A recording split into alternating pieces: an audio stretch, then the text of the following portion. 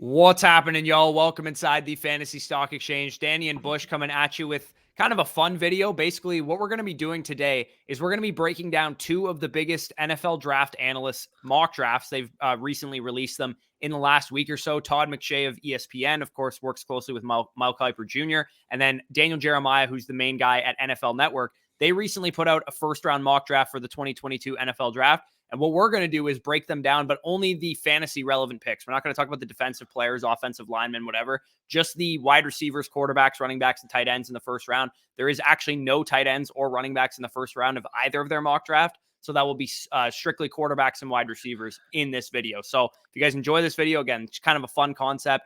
Get to talk about some potential landing spots for these players.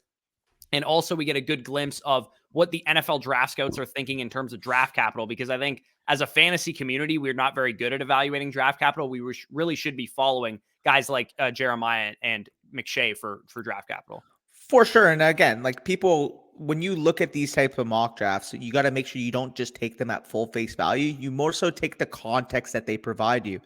Daniel Jeremiah and Todd McShay are two of the most plugged in analysts that are available right now. And they are in the minds of a lot of these NFL front offices, NFL executives, as in terms of what exactly they expect in some of these players' draft capital. So we might see names in these lists and these mock drafts that we as fantasy community wouldn't typically put in there. And on the flip side, guys that we personally would want to take high in our rookie drafts may not find their way into this video. So yeah, I'm ready to go. I'm ready to get pumped, ready to get started. Again, if you guys enjoy content like this, as always, make sure you leave a like down below and subscribe to the channel. Just eclipsed 9,000. We are now officially on the road to 10K. And as always, you guys see the ticker going across the bottom of the screen. Dynasty rankings and more available over at Patreon. So make sure you go sub down there. We got a nice little community. About 12 of you guys already signed up. So be sure to do that. And yeah, ready to get started. Let's hit that damn intro first, though.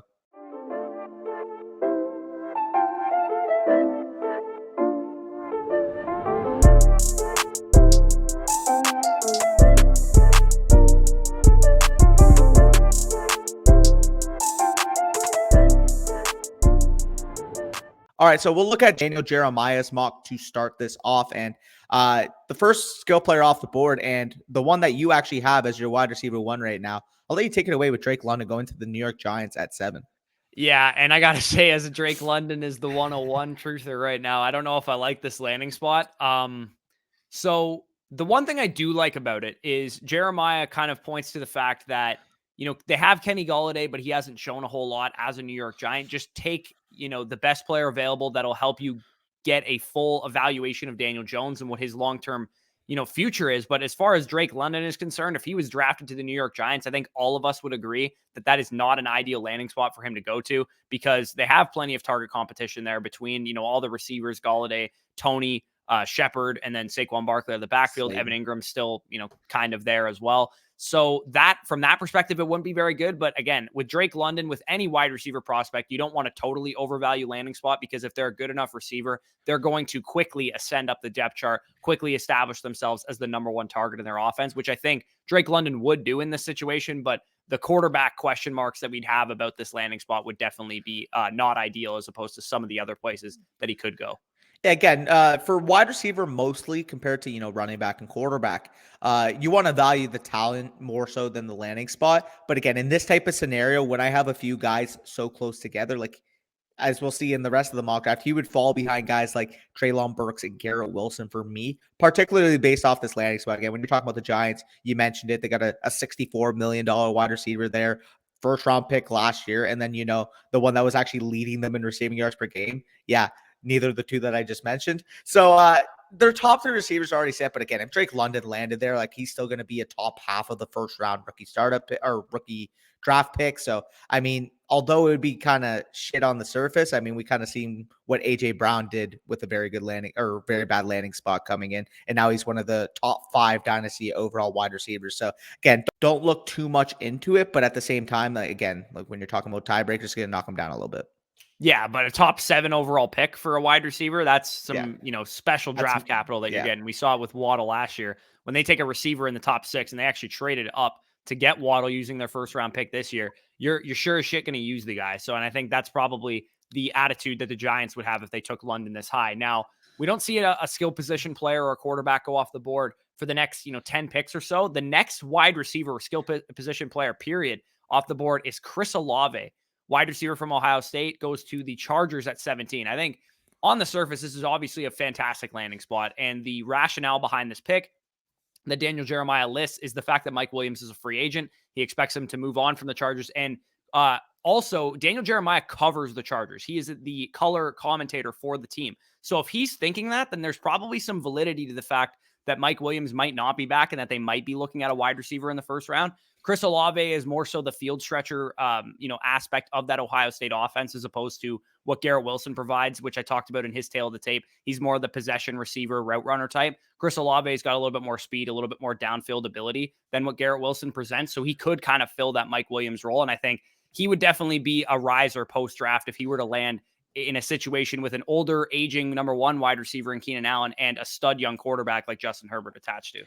Oh, for sure. I mean, like if you're talking about Chris Olave in terms of what he's able to do down the field, I mean, we saw him particularly with Fields and even with Stroud this past year that he is phenomenal in that third level, in that deep portion of the field. And we basically saw that if Mike Williams leaves, the Chargers are going to have a void at that certain point, that certain position, that certain type of receiver. And Chris Olave would be a perfect fit here for them. Now, is he going to be a mid to high first round rookie pick for us? No, because again, like we still value talent.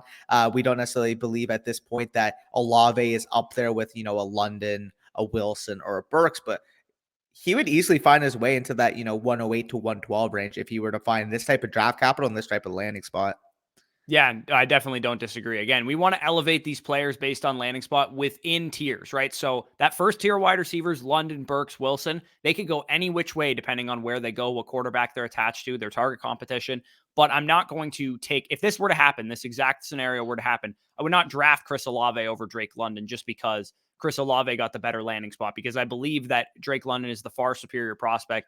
And obviously the top 7 draft capital would matter in this scenario. So let's move on to the next pick, which is the very next pick, 18th overall, the first quarterback off the board in Kenny Pickett, quarterback from Pittsburgh. And he has them going to the New Orleans Saints.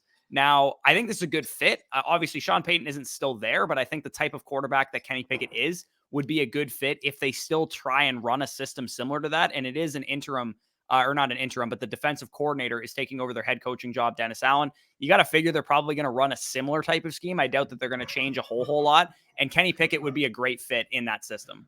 Well, yeah, I mean, you're mentioning his skills as, maybe a lesser mobile pocket passer. I mean, he's clearly not got the athleticism of, a Corral or a Willis or a Howell. But I mean, when you're talking about Kenny Pickett, I mean, from a pure passing, pure accuracy standpoint, he kind of fits what they want to do in New Orleans, getting the ball out of your hands quick, especially when you have a target hog like Michael Thomas, if he's still in-house. And if you're talking about overall landscape in terms of where Pickett can land, I think if we're looking at quarterback nests, if he landed top 20 draft capital with the Saints, this is a very similar situation to what we saw with Mac Jones. I don't want to make that stereotypical comparison of, slow pocket passes that are accurate. But, I mean, you're talking about framework, you're talking about culture, you're talking about franchise, and you're talking about offensive weapons that they have there, obviously, with MT and Kamara. I do think that Kenny Pickett could be a serviceable, top 15 to 20 quarterback, even as a rookie. Yeah, I think you're a little hard on Kenny Pickett's athleticism. We saw him, break off a long run. I think he's got a little bit more juice than Mac Jones does. Oh, yeah, sure. yeah, I think for sure. He's not going to, wow you with athleticism, but he's, a touch behind. He's no Konami, Jones, but maybe as far as his athleticism goes, I think he could definitely provide something on the ground. Joe maybe Burrow? like a Baker Mayfield like impact as a runner, but nothing, special like what Malik Willis or even Sam Howell can provide with their legs. So, anything else on Pickett? I think, again, I think this would be a good landing spot from like a real NFL perspective. I think he'd be set up, long-term to succeed with the New Orleans Saints with that offensive line, some of the pieces that they have to throw to as well. For sure. And again, like maybe Mac Jones a little harsh, but we'll say Joe Burrow, because I do think a lot of people out there are calling him Baby Burrow in terms of his late breakout and what he kind of represents as a prospect. But yeah, I do agree. I mean, he's going to find his way into the back end of your Dynasty first round rookie draft. So yeah, I'd be fine with him here, especially in New Orleans. I think that's a good landing spot. But either way, we can move on to the next landing spot, and one that I hope doesn't happen in real life because I really like the player. And if he landed in this spot, I'd be forced to not like him. We can take it away with Garrett Wilson landing with the Philadelphia Eagles at 19 in this specific mock. Yeah, and again, it's not like we would tank Garrett Wilson down to 109 in our rankings because he's, as it currently stands from a talent perspective, my 103. So he would probably move down a little bit, but he wouldn't move down a tremendous amount because I do think Garrett Wilson has every, bit of Calvin Ridley, Stephon Diggs, Deontay Johnson, who was actually my comparison for him in the NFL, ability to command 140, 150, 160 targets on a season. But the problem is to do 140, 150, 160 targets in the Philadelphia Eagles offense, that's a 32% target share, right? Like you need to be just absolutely dominating the targets. I know Devontae Smith is talented enough to command targets as well. I know Dallas Goedert is talented enough to command targets. And we know that Jalen Hurts is probably not a good enough passer to support, 3 top tier fantasy producers at their position. So this probably would hurt Garrett Wilson's ceiling. But again, I think the player would show out. And, we don't know what's going to happen long-term with Jalen Hurts anyway. It could be just one more year of Jalen Hurts, and then they go after, Deshaun Watson or something like that. In which case, that's kind of what happened with A.J. Brown, right? He got there. It was Marcus Mariota as the quarterback at Tennessee, and we weren't all that excited about it. And then Tannehill came in, and their quarterback situation suddenly had some life. So, yes, we would probably downgrade him if he landed in Philadelphia, but no, we wouldn't, completely tank him in our rankings because he's still a very, very talented receiver in a receiving core that has enough room for 2 receivers if they were to, improve as an offense. Yep. No, I fully agree with you. Again, Garrett Wilson is a stud, but as you mentioned, like the Philadelphia Eagles, in terms of a pure volume standpoint, in terms of a pure efficiency standpoint with, Jalen Hurts versus some of the better quarterbacks in the league, he's not going to have the ceiling of, you mentioned we're going to get into Treylon Burks and even Drake London with the draft capital he has. So we could move off of Garrett Wilson and get on to the 20th overall pick and probably the most intriguing one of this entire mock draft. And man, Malik Willis going to the Pittsburgh Steelers at 20. He would be a locked and loaded top 3 or top 4 pick. He'd probably be my 101, to be honest, if he landed here, because that's how talented the player is in terms of his ceiling, and that's how juicy of a landing spot and quarterback nest that the Pittsburgh Steelers represent. Yeah, so there's a couple things about this that make a lot of sense. Number one, it kind of sounds like the Pittsburgh Steelers are making it known that they like Malik Willis, similar to what we saw with Najee Harris last year. Yep. It was like no secret that they like Najee Harris. Again, is Malik Willis going to make it to 20? I personally don't think so. I think he's going to go higher than this. And the real cause of that is just supply and demand. There's a lot of teams that need quarterbacks, and Malik Willis, by all accounts, sounds like the NFL's quarterback one, or at least one of the top 2 quarterbacks that the NFL is really invested in. I think if the Steelers want Malik Willis, they're going to have to go up to the top 12, to the top 15 overall picks to go and get him. But as far as the landing spot, he probably would be my 101. He'd at least be, 102, 103 in this area, because the Pittsburgh Steelers, while their offensive line would provide some concerns for Malik Willis, especially given the concerns I have about him as a player, which is ability to play under pressure, which would be a problem if he went to Pittsburgh. But the coaching staff, the organization, the stable franchise, the weapons they'd have around him, that all points to the fact that he's probably going to succeed if he were to go to Pittsburgh. Because, again, I trust Pittsburgh to figure out their offensive line. I trust their ability to, figure things out around a young quarterback, because they're one of the most successful franchises in the history of the NFL. Yeah, and again, we'll talk more about Malik Willis, the actual player, more so like this video is just kind of scanning the spots and seeing how we like the fits in terms of where we would personally want them in our rookie drafts if they were to occur. But the one thing I'll say about Malik Willis, the player, is that if any player, I mean, we're talking about this pre-recording, if any single player in a rookie draft has a potential where their ceiling would align with being a first-round startup pick, he's going to be the 101. And I know, I get it. If you're a draft cycle person and you've scouted Malik Willis, and even if you've looked at some of his numbers, I mean, it doesn't stand out to you, but you can't deny the intangibles here. He's got a big arm. He's athletic. And man, like if he hits his ceiling, we're legitimately talking about what we envision Trey Lance being. And Trey Lance is already a first, second round type of startup pick. So again, if Malik Willis hits his ceiling, we could be looking at the steal of the draft if he falls anywhere short of 101. Right. And that's the thing. What you just pointed to is a very important thing that I think people undervalue, is that Malik Willis's path to rising in value. I'm not saying being a great fantasy quarterback just on the surface, points per game. I'm saying his rise in value is very easy for him to achieve because he runs so much. He had 1,220 rushing yards his final season at Liberty. If he comes out, let's say he sits most of his rookie season, he plays, 4 games at the end of the year. If he rushes for 85 yards a game in those 4 games, this is a top 3 round startup lock the next year, right? Like we can all agree that is where he would go. Even if you don't think he belongs to go there, there's your selling window, right? If you drafted him and you don't believe in him long-term, maybe you didn't like what you saw already, then you could just easily sell him for top 10 quarterback value and, no harm, no foul. Maybe you just swap him out, for Trey Lance or somebody in that kind of tier of quarterback. Yeah, no, exactly. And it's just funny. Again, like the main difference here, obviously, Trey Lance is a prime example here that Trey Lance played sparingly this year, had a few games, had some rushing yards in some of those games, some big performances in some of those games. And now he's being taken, if you're in a competitive league, in the top 15 of your startup draft. Now, is he going to get third overall draft capital? Talking about Malik Willis, maybe not. Heck, maybe I'm completely wrong and he goes second overall to the Detroit Lions. But in this particular mock, if he's going 20th overall to Pittsburgh, I would say his ceiling is probably 85 to 90% of what Lance is viewed as an asset this year, simply due to the number 3 versus number 20 overall discrepancy in terms of where they went in the draft. Yeah, and the nice thing too about Pittsburgh is that he'd probably get more starting experience. They could, play all they want. Like Mason Rudolph's like a guy that they believe in, but let's be honest, Malik Willis would be out there by week 6. Like there's no way they would have Mason Rudolph start the entire season and Malik Willis be on the bench in this scenario. So enough about Malik Willis. Again, I will have a tail of the tape covering Malik Willis later this week. If you guys want to check that out, where I'll go completely in depth with him. He definitely has some issues. He definitely has some great things about him. All that will be covered in the next coming days. This is the one that would probably end up being the consensus 101 if this were to happen. Now, obviously, this is a first round mock. We have no idea where the running backs would go in this scenario, but Treylon Burks going to Buffalo would be juicy for fantasy, right? Like we have Stephon Diggs there. Obviously, we know Stephon Diggs is a stud for fantasy, but he's 28 years old.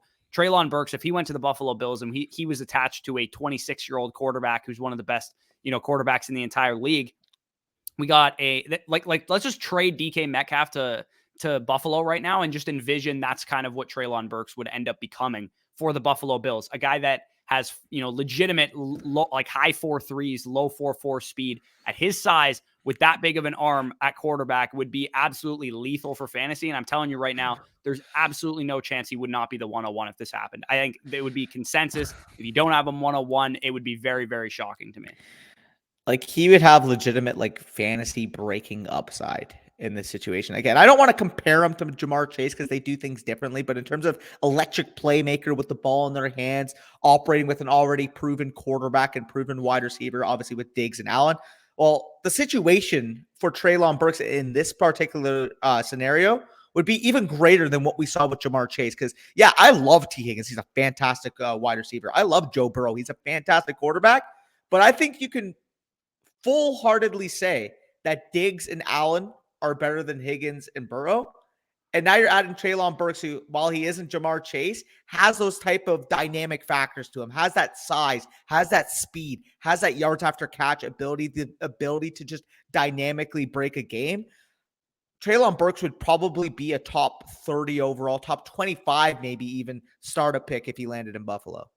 The crazy thing too is that philosophically as a team, this team throws like crazy too. So, unlike the Bengals. So this would be wild, and the coaching's way better. Man.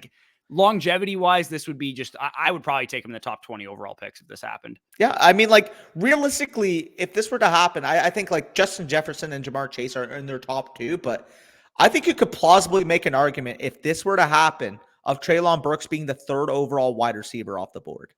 That's a little rich for me because I would favor some of the super talented AJ Brown types ahead, maybe Jalen Waddle as well. But I don't think it's out of the realm of possibility that he ends up being, an early 3rd round pick at minimum in this scenario. Again, if this were to happen, if any receiver goes to Buffalo, they're going to see, a pretty sizable uptick in value. But if it's London, Burks, or Wilson, man, holy shit, it'll be a sight to see. And they'll probably, whoever that ends up being would probably end up being my 101.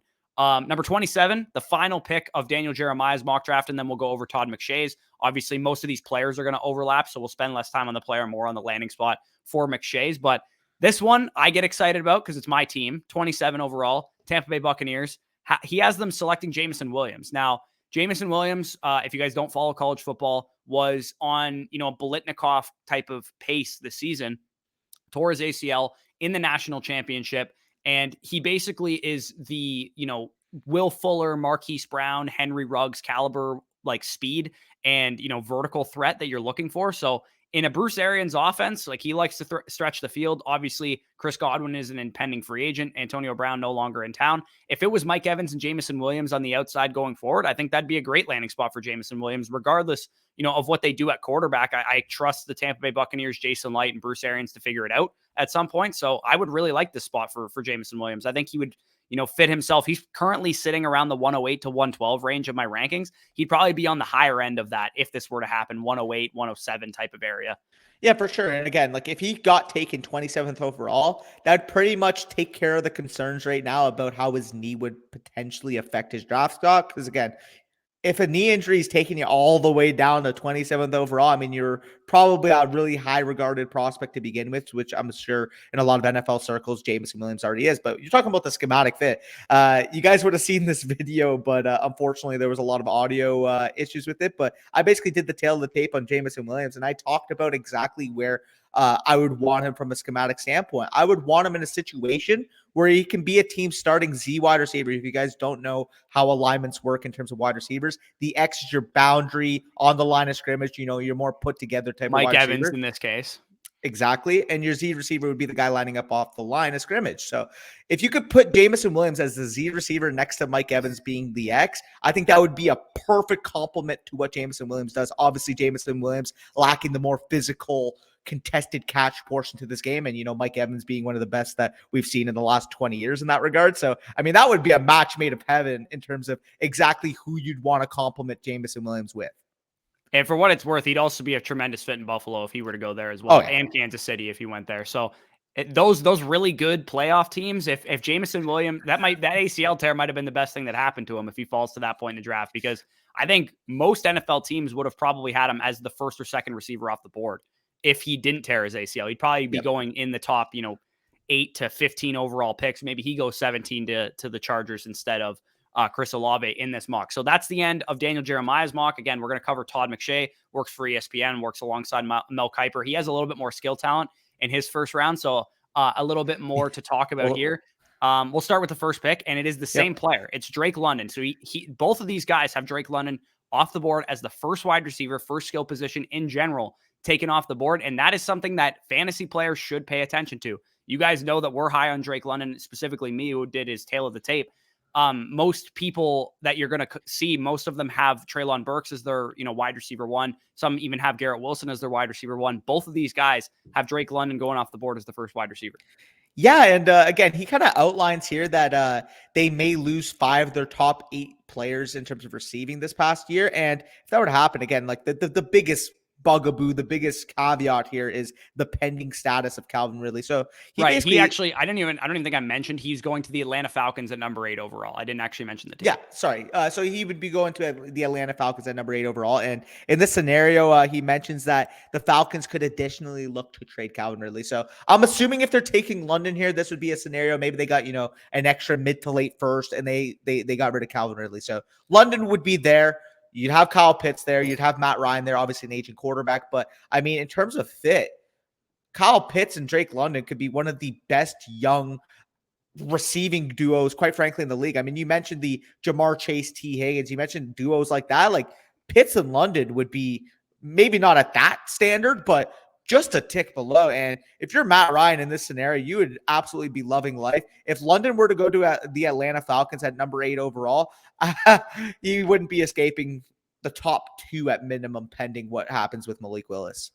Yeah, I think even if Calvin Ridley was still there, I still like this landing spot, right? Like, because then just, rising tide raises all ships. You got 3 stud pass catchers in one offense. Like, Matt Ryan's going to have a nice little back nine to his career if that's going to happen. And even if Matt Ryan's completely cooked and washed, it'll take one season before we realize that. If he has like a Ben Roethlisberger type year this year with that talent around him, then they draft a quarterback next year, or they go out and sign or trade for a veteran, and they got a phenomenal nest for them to land in with that kind of receiving talent. I'll just put that scenario in your head real quick. Imagine, they have an off year, but, Matt Ryan has a Ben Roethlisberger. Maybe they go like 6-10 next year.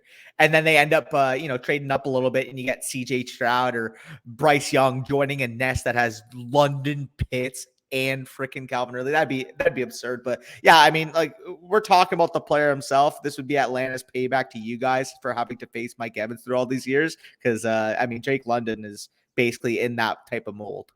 Yeah, exactly. So moving on to the next pick, which is Kenny Pickett again as the first quarterback off the board. Again, we got to pay attention to this because this is what NFL, these guys have real information. They're not speculating with this. They have Kenny Pickett as the first quarterback off the board. Maybe, like, I know both of these guys have Kenny Pickett as their quarterback ones, but they also have that for a reason. It's probably because NFL teams are telling them, we like Kenny Pickett the best, or, we like him as a top 2 quarterback or something like that. So both of these guys have Kenny Pickett as the QB1 off the board, this time to Washington at pick 11 for Todd McShay. I like this spot a little bit better for Kenny Pickett, just because I think with New Orleans, I think it's just a lower fantasy ceiling environment in general. With Washington, you have, probably equally the amount of skill, talent, and protection that you would have. Like, Washington has a phenomenal offensive line. They have Terry McLaurin. They have Antonio Gibson. They have some other young pieces. They could always add more weapons to their offensive core as well. And I think Kenny Pickett would be in a great spot here. I think it would make a ton of sense to have him in Washington. Yeah, no, I do agree. Again, like the main reason I would favor this over New Orleans would more so to be with the fact that, New Orleans is in complete cap hell right now. So we'll see how they adjust to that. But yeah, when you're talking about Washington, I mean, this is basically we saw what Kirk Cousins was able to do with the Washington football team, or Washington Commanders now, a few years back. I mean, if Kenny Pickett were to be the pick here, Washington would basically be saying, yeah, we kind of regret letting Kirk Cousins go, at least rookie deal Kirk Cousins go, because that would be the projection as to what we could expect with Pickett. Now, we're talking about Pickett in this offense. Obviously, you mentioned Terry McLaurin would be a bona fide top 20 overall wide receiver, top 15 fringe type. And in general, ancillary pieces in the offense we can get excited about.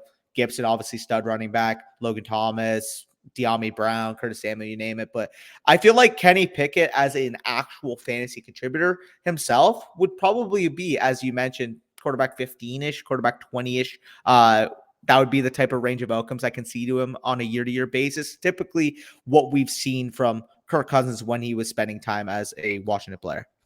Yeah, and I think if you get like a Kirk Cousins type of asset out of Kenny Pickett, that's well worth, a mid first round pick, late first round pick at that point in your draft. This next one I love, and not a lot of people are going to love it, but Garrett Wilson, 13 to Cleveland. I think this is going to be a very, very popular pick from a lot of mock drafters. I think people are going to recognize the fit. He's the Odell Beckham mold of wide receiver, so it makes sense to, replace Odell Beckham with a route runner type.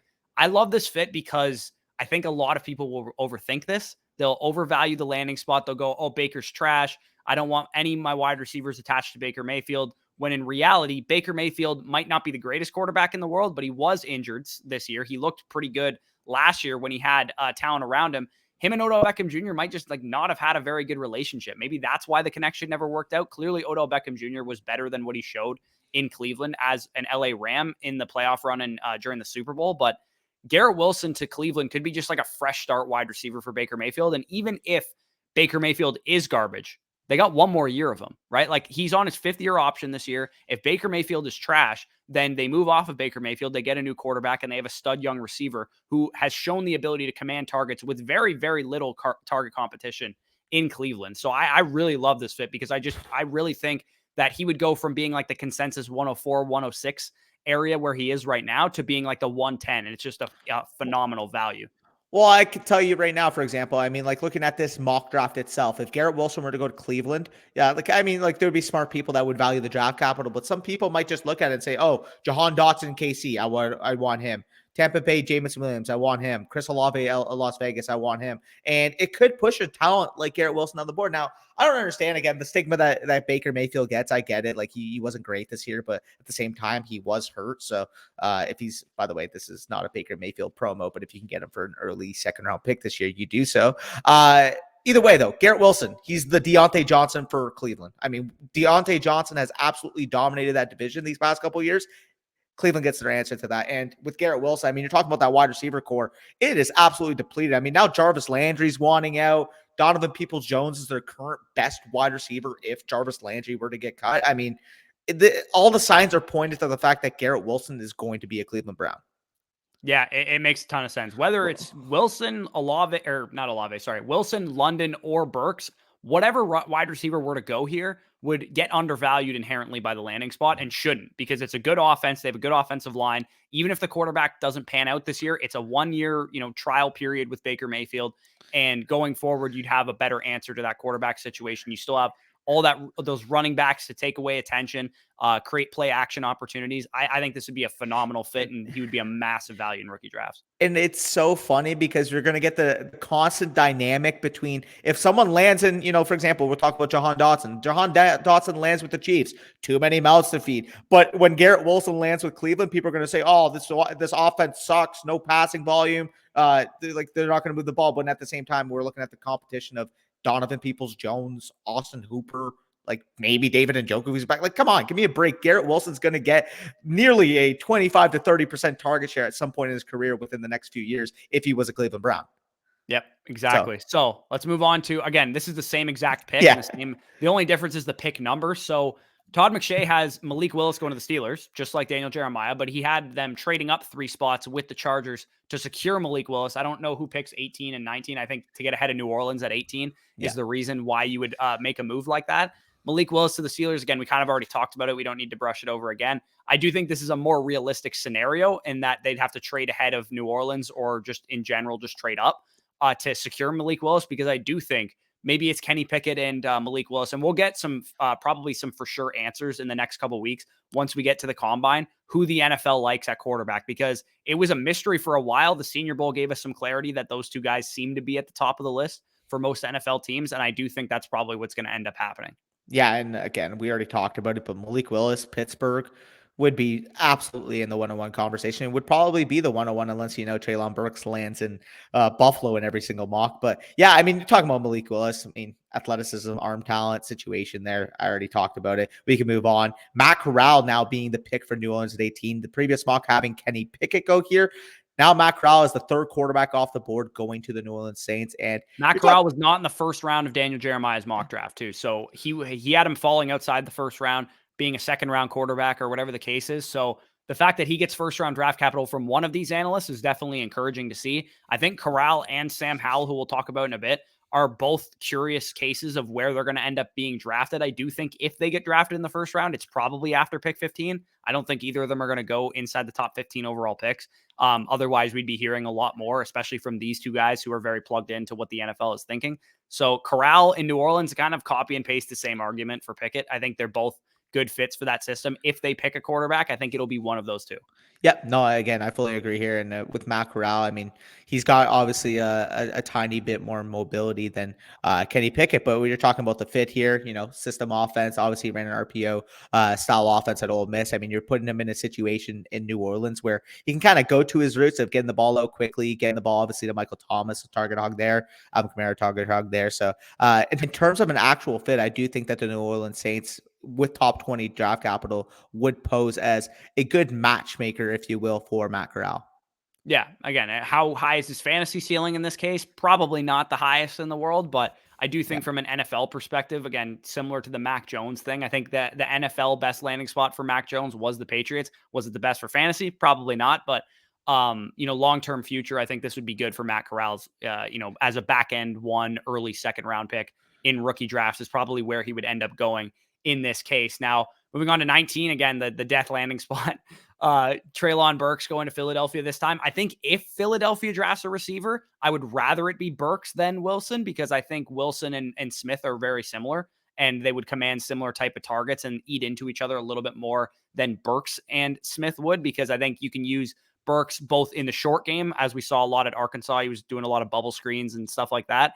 And you can use him downfield a lot more as well, whereas Wilson's more of that intermediate target, similar to Devontae Smith. So I like this fit better for the Philadelphia wide receiver, whoever it ends up being. But I do think Burks would fall behind London and Garrett Wilson as far as the wide receiver rankings would go post-draft. Yeah, and these two mock drafts just absolutely crushing my soul, because I love Garrett Wilson. I love Treylon Burks as players. But again, if they're a Philadelphia Eagle, I simply can't afford to cheer for them. I mean, similar case to what happened with Devontae Smith last year. I absolutely loved him coming to the draft, and then the Eagles just ended up taking him. So hopefully for my sake, he doesn't go here. But yeah, in terms of fantasy fit, I mean, it's pretty simple.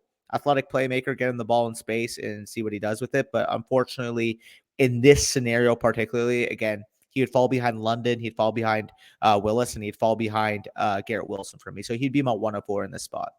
Yeah, for sure. And again, the landing spot's similar to Cleveland. The only difference is that Cleveland doesn't have any target competition, and Correct. Philadelphia has both Goddard and Devontae Smith and a rushing quarterback that's going to just inherently lower the passing volume of that offense. And from what we've seen from Nick Sirianni, it sounds like he wants to run the ball quite a bit too. So that wouldn't be ideal for Treylon Burks, but again, he'd probably come at a good discount in rookie drafts, 104, 105 type of area or something like that. So let's move on to 22 with Chris Olave. I actually really like this fit, to be honest. I'm not going to lie. I do like this fit because with the Las Vegas Raiders, what they currently have is two short to intermediate targets, right? They have Hunter Renfrow and Darren Waller. They have Josh Jacobs, who runs the ball, obviously, at a very, high rate, and he can catch some passes out of the backfield. But they're missing, their deep element, who obviously made some bad off-field decisions and is no longer on this team. So replacing Ruggs with Chris Olave, obviously it's not the same speed element, and the easy, lazy comparison would be to replace Ruggs with Jameson Williams. I was just about to say that. But I do like Olave to the Raiders because I think he has a little bit more upside to develop as like an intermediate target as well. If you were to not just be a deep threat, which I think Williams is more likely to become a strict deep threat at the next level. Yeah, for sure. I feel like Olave, don't get me wrong, he's still an athletic player, but compared to Jameson Williams, he just doesn't have as much juice as Williams, where I'm expecting Williams to run in the low to mid 4.3s. Unfortunately, we won't get to see him run because he tore his ACL in the natty. Yeah. But if Williams were to test, he'd probably be a low 4.3s, maybe even high 4.2s type of speed. For sure. And yeah, when you're talking about Williams, I mean, he's going to dominate down the field and he's going to dominate after the catch. I feel like Olave, while he still has a good amount of juice, is more of an all-around polished wide receiver. He can run routes. He can still be an intermediate threat with his overall route tree. But at the same time, I mean, when you're talking about that deep speed, when you're talking about threatening that deep portion of the field, I mean, I mentioned it with Fields. He would be a phenomenal deep threat for Derek Carr to use. I mean, we saw it against Clemson in particular, where this guy just absolutely crossed over the safety on the back end. Fields delivers a 60-yard dot right in the fucking end zone. And I mean, Bob's your uncle at that point. We've seen Derek Carr have that type of arm talent to be able to deliver the ball down the field when he's using that capacity, when he has a weapon to be able to take advantage of that. And I do think Chris Olave in this spot, Renfrow and Waller obviously working underneath, would be a perfect schematic fit to what Olave offers as a player. So yeah, I'm all in on this. I mean, if he gets top 22 draft capital, lands with a team like the Raiders, can be an ancillary target to them, I think he would be well worth, a 1-2 turn type of pick in Superflex rookie drafts. Yep, for sure. So again, another one that we don't really need to touch on very long because it's the same pick. 27 overall, Tampa Bay Buccaneers take Jameson Williams, again, to replace Chris Godwin, assuming that is what Todd McShay put in his report as well. Again, it's a perfect fit. Plays the opposite Mike Evans. And again, Bob's your uncle, like you said. So let's move on to pick 30. You kind of alluded to it earlier, but they have Kansas City. Todd McShay has Kansas City taking Jahan Dotson, wide receiver from Penn State. Now, we haven't talked a whole lot about Jahan Dotson. A couple things that he has question marks about are the fact that he's a bit of an older prospect, for one, and two, he left the Senior Bowl early, and some people speculated it was because he wasn't going to measure very well, like he wasn't very heavy and wasn't very tall. Obviously, the combine, if he measures in at the combine and weighs in at the combine, are going to reveal what his true height and weight are. But we heard some 5'9", 180 type of things. We heard some, he's listed around 5'11", I think, and like 190, but he's an interesting case. I think he fits what Kansas City would want to do. With you have your speed guy in Tyreek Hill, you have your major target in Travis Kelce. Jahan Dotson kind of gives you the route running element that they don't necessarily have in their offense. That they've kind of pieced together between Pringle and Hardman and Sammy Watkins when they had him. So I think Dotson to Kansas City makes a good fit. I just think he would probably be really, really overvalued in rookie drafts if he were to go to Kansas City, and people would take him, like you said, over Garrett Wilson and over Chris Olave and over the guys that I just think are frankly better prospects than him. Yeah, I mean, I fully agree. Again, the main thing you should learn about this video is, quite frankly, when you're in your rookie drafts, these are the landing spots we envision right now, like from these mock drafts, if we were in these scenarios. The main thing you got to take forward is, if Jahan Dotson lands with KC versus if Garrett Wilson lands in Cleveland, don't just take Dotson because he's got a quote-unquote better landing spot on paper. Take the better player. Otherwise, which is what led people to take Clyde Edwards-Helaire over Jonathan Taylor a couple of years ago. And I know it's not the same position group, but it is still the same kind of philosophy and idea. And McCole Hardman over DK Metcalf, if we remember that correctly. But I mean, hey, KC receiver, there we go. But either way, we can get off to the final pick of this first round. And I like this one too. This one's interesting because we didn't see Corral go in the first round of Daniel Jeremiah's mock draft. We also didn't see Sam Howell go in the first round either. And Todd McShay has Sam Howell going 32nd overall to the Detroit Lions, who pick at 32. So it's not like a trade up scenario or anything. And I like the fit, honestly. Like, I really do like it. Sam Howell is, a polarizing quarterback prospect because, the popular, like, I feel like every person on earth knows the narrative around Sam Howell.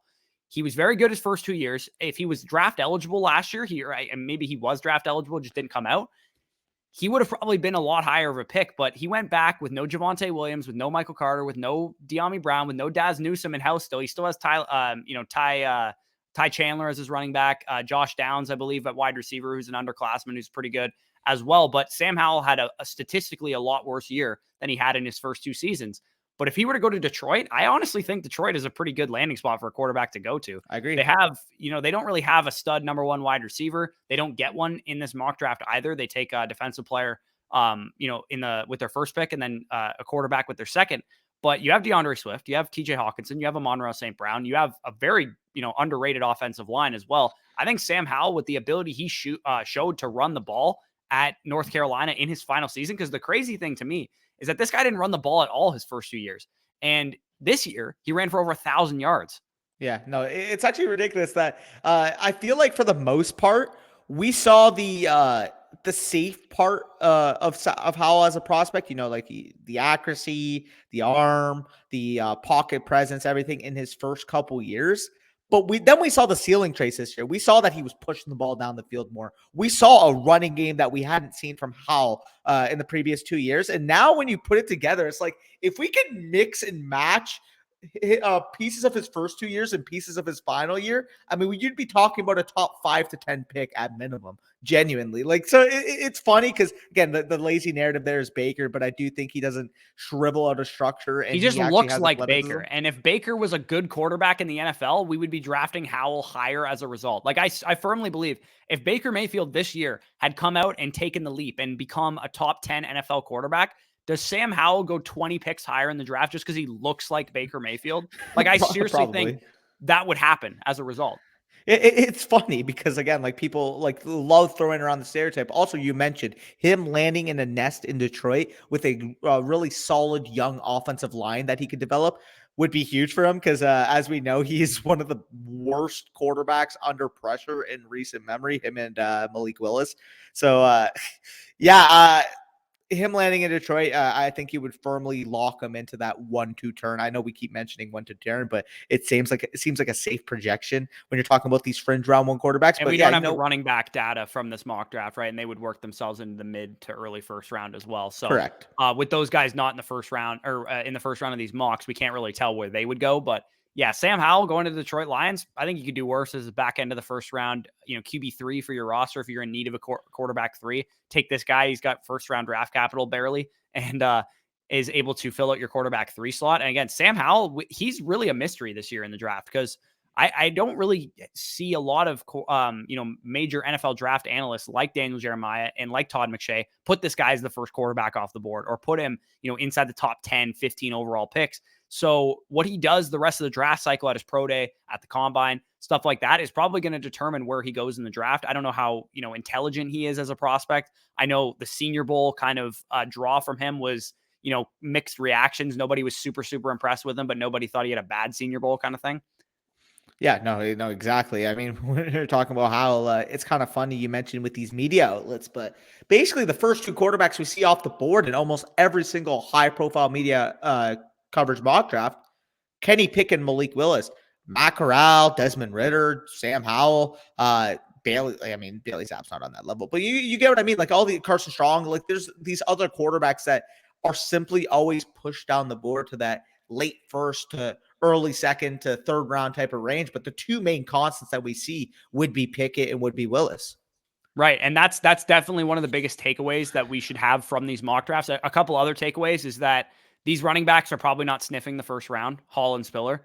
And not only that, but if you go to Daniel Jeremiah's top 50, if you just look at it on Google, Spiller, he has at 33. So he's just outside of that first round range of prospects, but he only has, probably 15 or 20 first round graded players.